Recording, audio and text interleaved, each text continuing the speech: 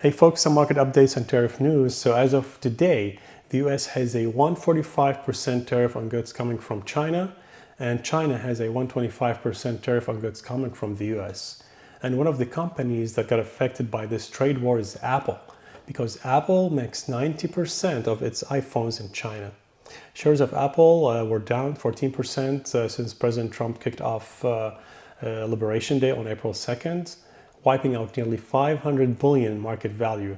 This comes despite the Wednesday rally in Apple stocks after Trump announced a pause in reciprocal tariffs on all nations but China, which actually turned out to be a short squeeze that helped drive stocks to historic gains. And according to this CNBC article, a massive number of hedge fund short sellers rushed to close out their positions during the Wednesday sudden surge in stocks, which caused the stocks to rally even more.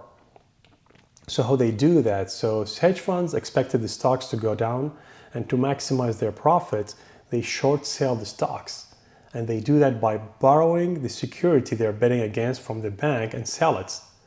Then as the security decreases in price from where they sold it, they buy it back way more cheaply and then return it back to the bank, making profit from the difference.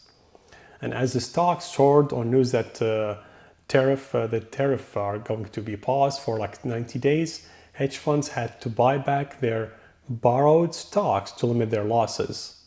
And some updates from today, the Dow was actually jumped 600 points as White House is optimistic that China wants to make a deal. Also earlier this week, Trump said that some exceptions may be possible, but did not provide any specifics. Let's listen in. You said yesterday you were considering some exceptions for companies. Can you talk about what you're considering? And then also on the reciprocal tariffs, that they'd be substantially lower. Is the same math formula going to be used, or is that crossed out? I'm not considering now for any country or company, but it's possible that I would. But I'm not. We don't have that situation right now. People understand where we are, what we're going to do, but it could happen. You know, it's called flexibility. You have to have certain flexibility. All right, we'll see how all this turns out. But it looks like countries are calling the White House and would like to negotiate. But what a hectic week. Well, thank you for watching. I'll see you in the next one.